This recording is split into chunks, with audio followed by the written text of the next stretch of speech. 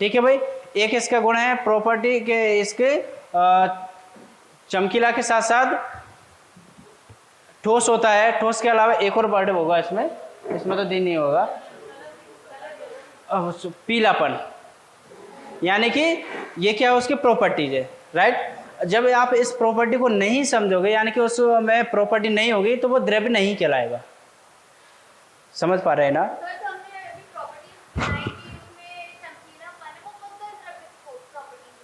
Okay,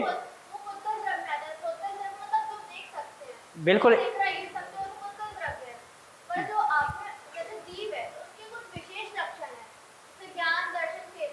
yes,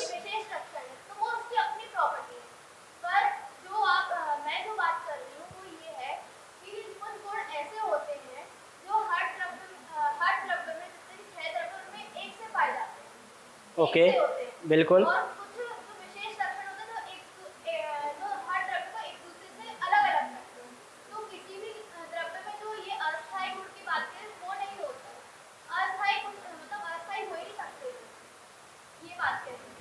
देखो यहाँ पर हमने क्या किया है, इसको टू पार्ट्स में डिवाइड कर रहा था। तो टू पार्ट्स में जो हम बात कर रहे हैं कि इन गुणों को कुछ ना कुछ आधार होता है, और आधार को यहाँ पर द्रव्य कहा गया है ना।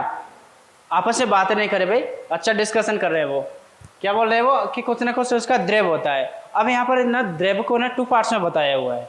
अब द्रव्य में टू पार्ट्स में, जैसे कि एक तो किस में बताया, आगंतुक में बताया हुआ है, और एक किस में बताया हुआ उसने उन्होंने स्वरूप लक्षण में। अब यहाँ पर स्वरूप लक्षण से मतलब ये होता है, जैसे कि आगंतुक लक्षण, आगंतुक लक्षण में क्या है, जैसे कि उनका एक सोना की मैं एग्जाम्पल से समझाना चाहूँगा आपको। सोना में क्या होता है, जैसे कि उसके एक परिवर्तन रूप है। ये कैसे परिवर्तन रूप, वो अपन आगंतुक में पढ़ रहे हैं कि इसकी आकृति बनाई जा सकती है।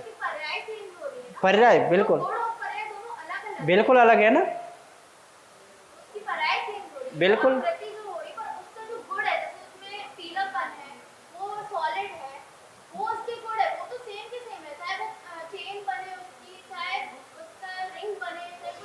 नहीं। आप, मैं समझ गया आपका कहने का मतलब। तो उसकी प्रॉपर्टीज चेंज नहीं होगी ना। अगर देखो, जिसकी प्रॉपर्टी, अगर उसका गुण ही चेंज हो जाएगा तो उसका अस्तित्व ही नहीं रहेगा, फिर वो पुद्गल ही नहीं कहलाएगा। यही बोलना चाह रहे हो ना आप, राइट। यानी कि वो पुद्गल जब कहलाएगा, मैंने यही बता रहा हूँ। इसमें टू पार्ट्स में इसलिए डिवाइड किया हुआ है कि जो आगंतुक लक्षण है ना, उसको क्या कहा गया है, देखो यहाँ पर स्पष्ट लिखा हुआ है, इस प्रकार के द्रव्य जिसमें गुण और पर्याय रहते हैं। यानी कि उसमें क्या है, दोनों ही है। पर्याय के मतलब ये हो सकता है यहाँ पर कि वो क्या करता है, सिर्फ ओनली उसका आकृति चेंज करता है। समझ पा रहे हैं ना? जैसे कि आपने बताया अभी कि भाई किसी सोने की छड़ है, उसकी रिंग भी बनाई जा सकती है, आपके गले का हार भी बना सकते हैं, किसी भी आभूषण में आप क्या कर सकते हो, उसको परिवर्तन कर सकते हो, बट उसके प्रॉपर्टी में परिवर्तन नहीं कर सकते हो। अगर वो उसकी प्रॉपर्टी में परिवर्तन हुआ, उसके गुण में परिवर्तन हुआ, तो यानी कि वो क्या नहीं कहलाएगा, फिर क्या नहीं कहलाएगा, द्रव्य नहीं कहलाएगा।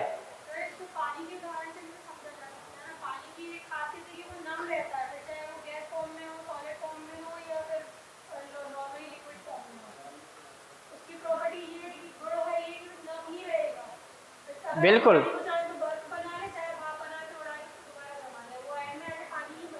हाँ बता सकते हो, एग्जाम्पल से बता सकते हो, बट यहाँ पर हेमंत भैया आपस में बातें ना करें। यहाँ पर मैं थोड़ा सा एक सोना वाला, आप पानी को छोड़ो, पहले आपका जो कॉन्सेप्ट है पहले उसको क्लियर करो, है ना। ध्यान से समझो भाई। हम बात करें यहाँ पर द्रव्य, ठीक है भाई। जो द्रव्य की बात की जाती है, द्रव्य में यहाँ पर दो वर्ड बताए हुए, क्या कि एक तो इसके प्रॉपर्टी की बात करते हैं, तब वो क्या है, गुण कहलाएगा, ठीक है।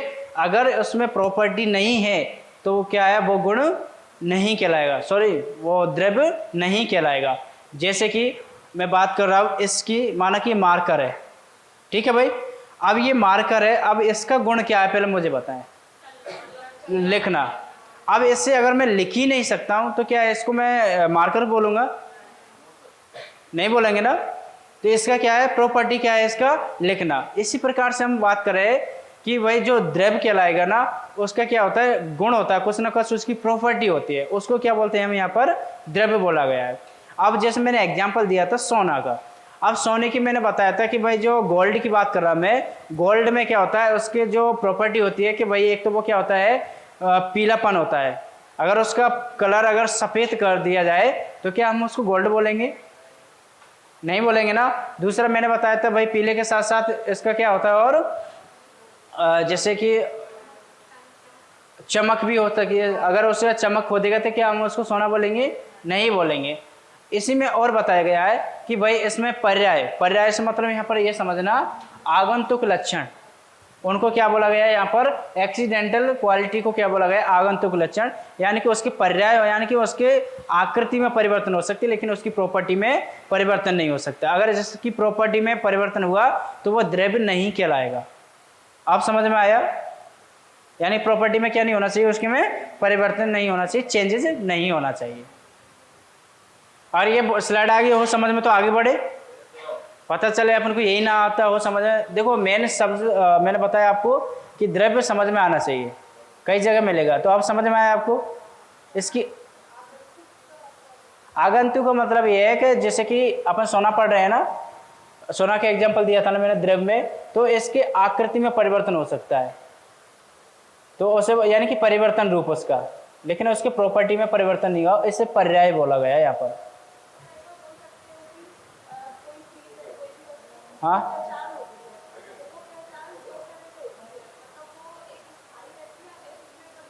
बिल्कुल बिल्कुल, यानी कि इस टाइम में बता सकते हो कि उसकी गुण है ये, इस टाइम में क्या बताओगे, उसके गुण है। अगर ये गुण नहीं है तो वो आपका वो वस्तु कहलाएगी नहीं, है ना। एक पर्याय यानी कि कुछ भी आकृति हो सकती है ना, जैसे कि सोना से आप रिंग भी बना सकते हो, आप कुछ भी बना सकते हैं ना, तो वो उसकी क्या हो गई, उसमें पर्याय में आ जाएगा वो, यानी कि आगंतुक लक्षण में आ जाएगा, एक्सीडेंटल क्वालिटी में आ जाएगा वो।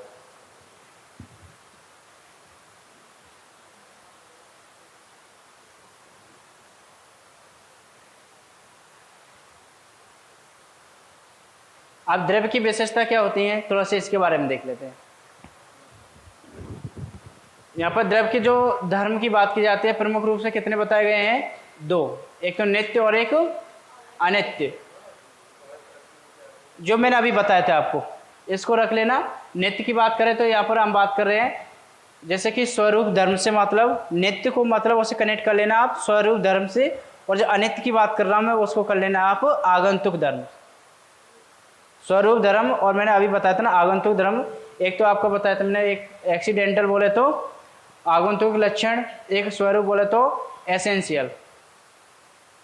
यहाँ पर यह दिया हुआ है उदाहरण, सोना एक द्रव्य है, उसका पीलापन, ठोसपन, चमकीला, इसके क्या है, प्रॉपर्टी, गुण है। जबकि हम बात करें अनित्य गुण की, इसको हम क्या बोलते हैं, आगंतुक गुण या फिर एक्सीडेंटल प्रॉपर्टी, इसी को क्या बोला गया, पर्याय, यानी कि उसका क्या हो जाता है, रूप परिवर्तन हो जाता है। ठीक है भाई।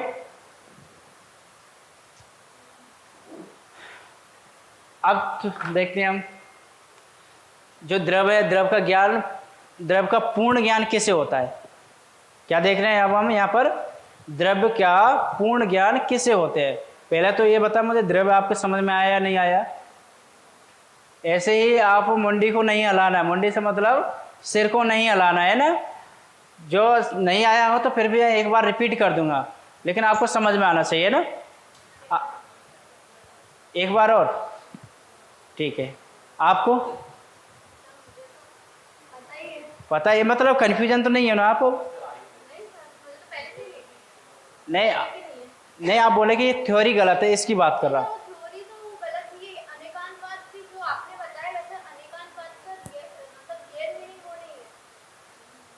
देखो आप बात कर रहे हो ना अकॉर्डिंग टू आपके धर्म का, रिलीजन के अनुसार बता रहे हो, समझ में रहे हो? लेकिन जो मैंने उनको भी नहीं पढ़ा जो आप बात कर रहे हो, कि मैंने जो ग्रंथों की बात कर रहे हैं, समझना हम सिर्फ किसको पढ़ रहे हैं, बुक को फॉलो किया मैंने। तो जो बुक में 2-3 बुक जो कैलकुलेट कर सकते हैं, मान सकते हैं, तो उनमें सिर्फ इतना ही दिया हुआ है। ठीक है भाई, तो जितना उसमें दिया हुआ है, और एग्जाम में मैं बताऊंगा आपको कि किस टाइप से उसमें क्वेश्चन पूछे गए, दोनों ही चीज़ों में अंतर है। आपने जो आयोग में क्वेश्चन पूछ रहे हैं वो इस तरह के क्वेश्चन पूछे हुए, लेकिन हमें चलना तो किसके अकॉर्डिंग है, आयु के अनुसार चलना, धर्म के अनुसार चलना। ठीक है भाई।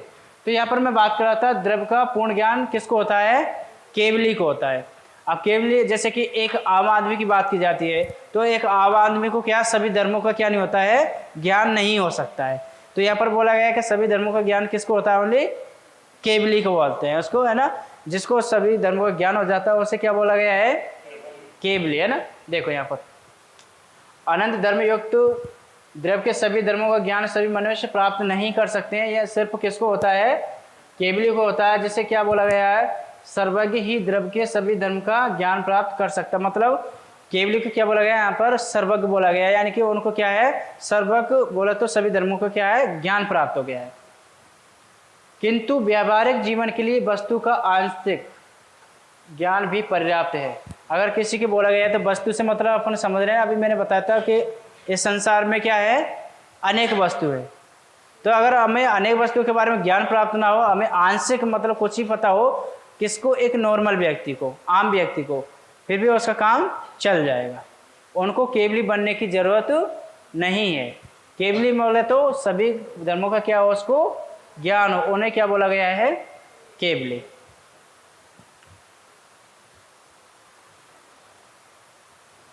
अब जो मैं बात कर रहा था द्रव्य के प्रकार की बात कर रहा हूं मैं यहाँ पर, है ना। द्रव्य के प्रकार से मतलब अभी मैंने बताया था, दोनों वर्ड बताए थे आपको। देखो यहाँ पर समझ में आएगा। पहले तो बताया मैंने आपको कि द्रव्य क्या होता है। दूसरा मैंने द्रव्य में बताया था आपको, एक तो आगंतुक लक्षण और एक कौन सा बताया था, स्वर्ग लक्षण, है ना। तो इसमें आप बात करेंगे हम, वो किसके आधार पर बता रहे थे, हम धर्म के आधार पर। अब यहाँ पर मैं बता रहा हूँ कि द्रव्य के जो प्रकार है ना, वो कितने प्रकार के हैं, 2 टाइप से है। एक तो आस्तिकाय और एक अनास्तिकाय। आस्तिकाय में क्या बताया गया है, आस्तिकाय में ये बताया गया है काया से रिलेटेड है। कैसे, जो स्थान घेरते हो, जो काया युक्त हो। काया से मतलब समझ रहे हैं ना,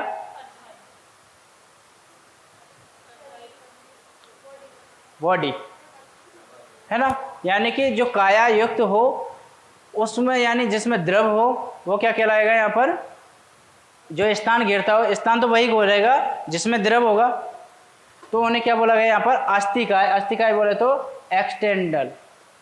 अब अनास्तिकाय में क्या बोला गया, जो स्थान ना घेरता हो, इसका क्या कर दो आप, जस्ट अपोजिट कर दो। द्रव के हम क्या पढ़ रहे हैं, 2 टाइप्स पढ़ रहे हैं। पहला कौन सा है, आस्तिकाय, दूसरा कौन सा है, अनास्तिकाय।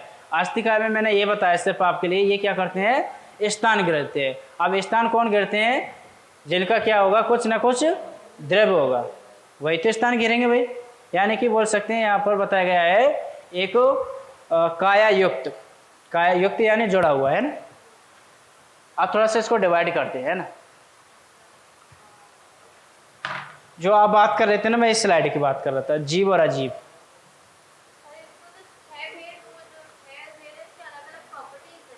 किसके,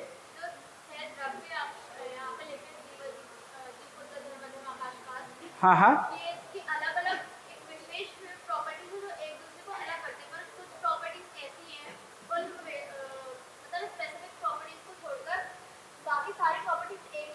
हाँ हाँ, ओके। अब यहाँ पर थोड़ा सा आपको समझ में आया कि द्रव्य को कितने पार्ट्स में डिवाइड किए गए हमने, 2 पार्ट्स। कौन कौन से,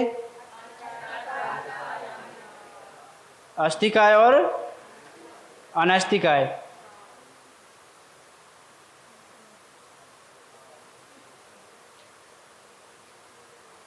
ठीक है, पहला कौन सा दिया हुआ है इसमें, जीव। किसको दिया हुआ है इसमें, जीव, और दूसरा अजीव। ठीक है, अब थोड़ा सा यहाँ देखेंगे भाई हम कि जो जीव की बात कर रहा हूँ मैं यहाँ पर, अस्तिकाय में देखेंगे, है ना। अस्तिकाय में किसको देखेंगे, जीव के बारे में देख रहे हैं, यानी कि सेल्फ और लिविंग। जीव की बात कर रहे हैं, तो यहाँ पर जीव में से मतलब तात्पर्य ये है कि जैन धर्म में इसको चेतना को, या बोल सकते आत्मा को क्या बोला गया है, जीव बोला गया है। ठीक है भाई, चेतना या फिर आत्मा को जैन धर्म में क्या बोला गया है, जीव बोला गया है। क्लियर है। अब इसमें जैसे कि 4 वर्ड बोलते बताए गए इसमें, वो लिख लीजिए भले इसमें। अनंत लिखिए, हाँ जीव में हेडिंग डाल के, है ना। अनंत चतुष्टक में बोला गया है इन्होंने कि अनंत ज्ञान, हाँ अनंत चतुष्टक में बोला गया है जीव में, अनंत ज्ञान, अनंत दर्शन, अनंत शक्ति और अनंत आनंद से युक्त है। जीव में क्या लिखा आपने, फिर से रिपीट कर रहा मैं आपको, अनंत चतुष्टक में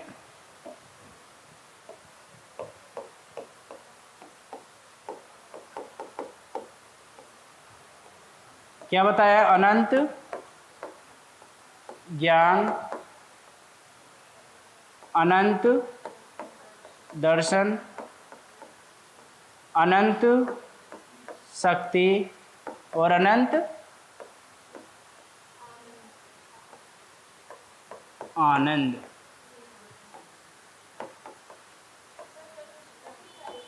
हाँ जी, हाँ चतुष्टक लिखा हुआ, अनंत चतुष्टक में 4 वर्ड बताए, अनंत ज्ञान, अनंत दर्शन, अनंत शक्ति और अनंत आनंद। ये किसकी बात कर रहे हैं हम, जीव की। अब जीव बताए मुझे भाई, जैन धर्म में जीव को क्या कहा गया था, आत्मा या फिर चेतना, ठीक है। तो जीव वाला पॉइंट समझ में आया सभी को। इसी प्रकार से हम नॉन लिविंग की बात करेंगे, अजीब की बात करेंगे। तो अजीब में क्या चेतना होगी, नहीं होगी।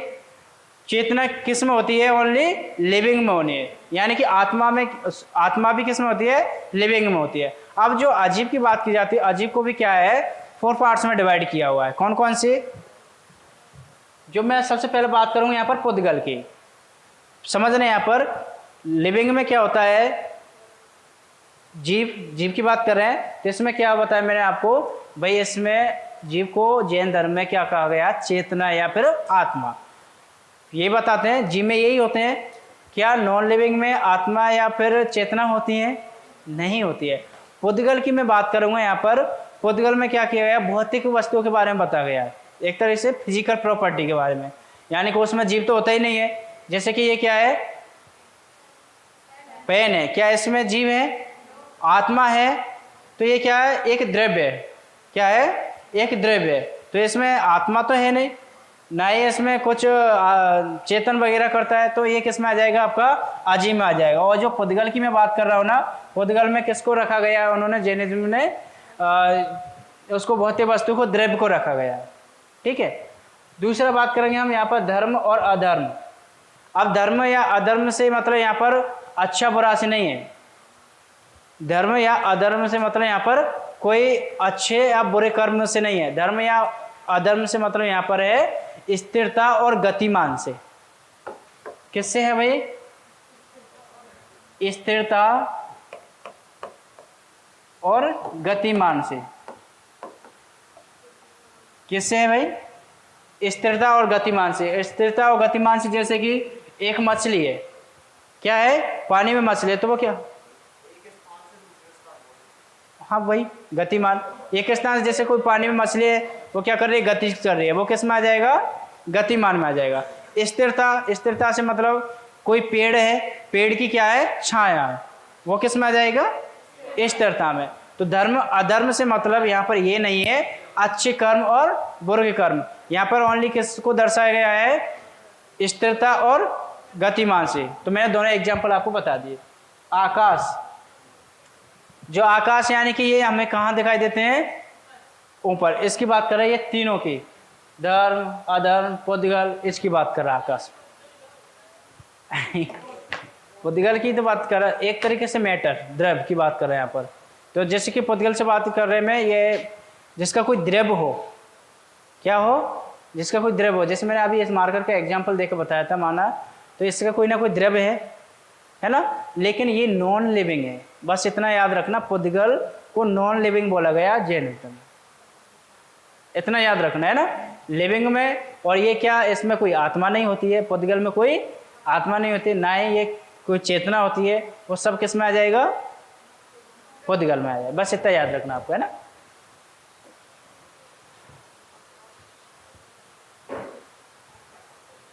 अस्थिकाय के बारे में क्या बताते हैं भाई, अस्थिकाय के बारे में, इसका जस्ट क्या हो जाएगा, अपोजिट हो जाएगा किसका। थोड़ा सा लिखना चाहे तो लिख सकते हो, जिसमें विस्तार नहीं होता है वह अस्थिकाय कहलाता है। जिसमें